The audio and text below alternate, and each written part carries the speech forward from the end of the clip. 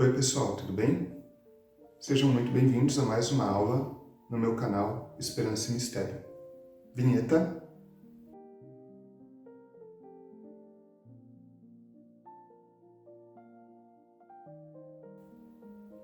Meu nome é João, eu sou mestre em Ciências da Religião e quem quiser conhecer um pouquinho mais a respeito da minha formação, dos livros que eu escrevi, pode entrar no meu site www.esperançaemisterio.com.br. Lá tem todos os meus livros para baixar, os artigos que eu escrevi, ou pode dar uma olhada também no primeiro vídeo dessa série, que eu falo um pouquinho a respeito da minha formação. E lembrando sempre, pessoal, esses vídeos não têm nada a ver com psicologia. A psicologia é uma ciência, ela tem um método dela. Aqui é só eu falando a respeito do que eu acho do mundo e das minhas experiências com a espiritualidade. E agora chegamos à nossa sexta aula, como se desenvolver. Até agora eu já apresentei a grande questão que move o meu trabalho, como pode o universo ter tanta coisa linda e tanto sofrimento. Eu expliquei o meu ponto de vista a respeito de como que funciona o mundo material, como funciona o ser humano, como funciona o mundo espiritual. E agora vamos ver um pouquinho como que a gente pode se desenvolver. A partir disso tudo, de a gente já sabendo como as coisas funcionam, o que a gente pode fazer para se desenvolver? Vamos para o slide. Aula 6. Como se desenvolver? Slide 12. O desenvolvimento humano. 12.1. Principais aspectos que nos desenvolvemos. Capacidades cognitivas, nível de desconstrução, liberdade dos mecanismos de defesa, amor universal, interesse pelo transcendente, inserção produtiva na sociedade, sofisticação e pensamento abstrato. Então vamos começar. Item 12.1. Principais aspectos que nos desenvolvemos. Como a gente já viu nos outros vídeos, o universo ele tem um grande sentido de desenvolvimento, que é o aumento do prazer, do amor e o desenvolvimento das possibilidades existenciais. Nós somos partes do universo, então é natural que esse mesmo desenvolvimento do universo esteja em nós, que a gente também evolua no sentido de aumentar o nosso prazer, aumentar a nossa capacidade do amor e de se desenvolver de maneira geral. Vamos falar agora um pouco das capacidades cognitivas. É muito claro que as pessoas têm diferentes níveis de capacidades cognitivas.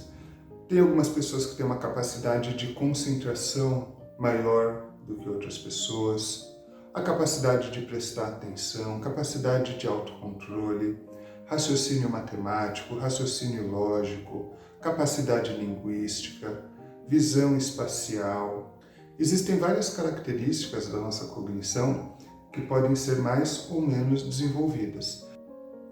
E a gente pode expandir isso para outras características. Nós vemos que tem pessoas que têm maior capacidade de correr, pessoas que têm maior capacidade de prender a respiração. Varia muito essas capacidades que o ser humano tem e que é possível se desenvolver no sentido dessa. Agora vamos falar um pouquinho do nosso nível de desconstrução, que eu acho que é uma das capacidades humanas mais interessantes que nós temos. A desconstrução é a nossa capacidade de repensar as atribuições de sentido que a gente faz para o mundo. Tem várias atribuições de sentido que a gente já meio que nasce fazendo, umas outras a sociedade impõe para a gente de maneira bastante incisiva, e nem todo mundo para e pensa: será que essa maneira que eu estou enxergando o mundo é a melhor maneira que tem? Será que esses valores que me foram passados são os valores que eu quero adotar? Será que esses dogmas que me foram ditos são os dogmas que eu realmente quero acreditar? Então, essa capacidade de refletir a respeito da vida, das atribuições de sentido que faz, dos valores, tudo isso é o nosso nível de desconstrução. E tem pessoas que são bastante desconstruídas, que fizeram um processo de reflexão e chegaram às suas próprias conclusões, e tem pessoas que não. tem pessoas que simplesmente aceitam os valores que são impostos pela sociedade, pessoas que simplesmente aceitam os dogmas que foram ensinados para elas. Outro aspecto bem interessante do desenvolvimento humano é a nossa liberdade dos mecanismos de defesa. A nossa mente, ela tenta bastante distorcer a realidade para a gente sofrer menos. Então, a gente pode, por exemplo, usar um mecanismo de defesa de negação e simplesmente fingir que o mundo é uma maravilha. Fingir que não existe o caos, as desgraças. A gente simplesmente nega isso e vive como se isso não fosse afetar a gente nem as pessoas que a gente ama. Um outro mecanismo de defesa é a fuga na fantasia, que quando acontece alguma desgraça para mim, eu posso inventar uma historinha de que eu perdi o dinheiro aqui, mas esse dinheiro que eu perdi vai ir para uma pessoa que precisa de mais dinheiro do que eu, e eu vou estar fazendo uma boa ação, mesmo eu tendo perdido o dinheiro, sabe? Essas viajadas que dá. Então, todos esses mecanismos de defesa, eles acabam mascarando a maneira como a gente enxerga a realidade. A gente pode usar o mecanismo de defesa da racionalização. Então, por exemplo, uma criança nasce com um problema e a gente fala, ela está pagando coisas da vida passada. É uma explicação racional, mas se a gente for ver, a gente não tem certeza se existe vidas passadas e karma, esse tipo de coisa. Então, todos esses mecanismos de defesa acabam turvando a maneira como a gente enxerga a realidade. E quanto mais a gente conseguir lidar com a angústia, a gente olhar para a crueldade do mundo e sem distorcer, mais a gente está livre dos mecanismos de defesa. É lógico que é bastante sofrido encarar essas incertezas da vida. Mas tem pessoas que realmente encaram a angústia e tem pessoas que se perdem nos mecanismos de defesa. Esse daí é mais um aspecto relacionado com o desenvolvimento do ser humano. Um outro aspecto que dá para perceber que as pessoas têm diferentes níveis de desenvolvimento é relacionado com a capacidade do amor universal. Tem algumas pessoas que parece que só gostam delas mesmas, não se importam com outras pessoas só se importam com a sua família. Então tem pessoas que variam muito na amplitude do amor delas em relação aos seres. Tem pessoas que se importam com todos os seres vivos do planeta e tenta ter atitudes nesse sentido, como poluir menos, reciclar lixo e tudo mais. Então a gente percebe que as pessoas variam bastante no quanto que elas têm de amor universal e o quanto que elas realmente tomam atitudes no sentido do amor universal. Outro item que dá para perceber que as pessoas variam bastante no desenvolvimento é quanto ao interesse pelo transcendente. Tem pessoas que vivem a vida focadas só no mundo material, em ganhar dinheiro, se desenvolver, ter mais amigos ou coisas do tipo, como se o mundo material fosse suprir todas as necessidades dela e nem dá importância para questões como se existe uma vida depois da morte, como funciona o mundo espiritual. Por outro lado, nós temos pessoas que realmente percebem que todas as coisas materiais vão acabar por nos deixando, nos decepcionando, que nada é eterno e até mesmo o nosso corpo eventualmente vai decair, e ela busca ver se existe alguma coisa no transcendente, ver se existe alguma coisa além da matéria física grosseira. Outro nível que eu considero bastante interessante de desenvolvimento é o relacionado à inserção produtiva na sociedade. Nós temos pessoas que trabalham e realmente fazem do mundo um lugar melhor. Uma pessoa que trabalha em uma venda e vende comida para as pessoas, ou uma pessoa que trabalha limpando as coisas, deixando ambientes limpos.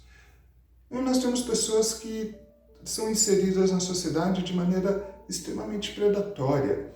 Pessoas que fazem desmatamentos absurdos e que prejudicam ecossistemas, pessoas que se envolvem com atividades que enganam as outras pessoas, que prejudicam outras pessoas, ou também pessoas que estão na sociedade, mas não colaboram nada para a sociedade, só ficam consumindo recursos da sociedade. Então, a inserção produtiva na sociedade é outro nível de desenvolvimento que eu acho bem interessante. Uma outra questão do desenvolvimento que eu até pensei se eu ia colocar ou não, mas eu acabei achando melhor colocar, é a questão da sofisticação. A gente vê que tem pessoas que têm um gosto mais refinado, que conseguem ter uma percepção da beleza mais profunda, uma beleza mais conceitual, uma beleza mais abstrata. Em contraste, nós temos pessoas que buscam uma beleza mais evidente, uma beleza menos refinada, gostam de coisas mais simples. Então, eu acho que tem um certo nível de desenvolvimento no quão sofisticado a pessoa é nos seus gostos.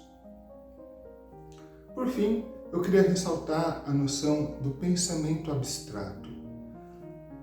Dá para perceber que as pessoas variam muito na capacidade que elas têm de lidar com conceitos abstratos, como, por exemplo, justiça, amor, verdade, beleza.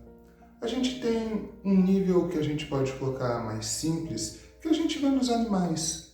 Um cachorro, ele pode ficar bravo porque tiraram a comida dele, mas ele não vai fazer uma reflexão profunda a respeito da injustiça e tudo mais. Ele pode viver uma situação que ele está sendo injustiçado, ele pode viver o amor pelos seus colegas de matilha, pelo seu dono, pelo que seja, mas ele não reflete a respeito desses conceitos abstratos que de alguma maneira ele vive.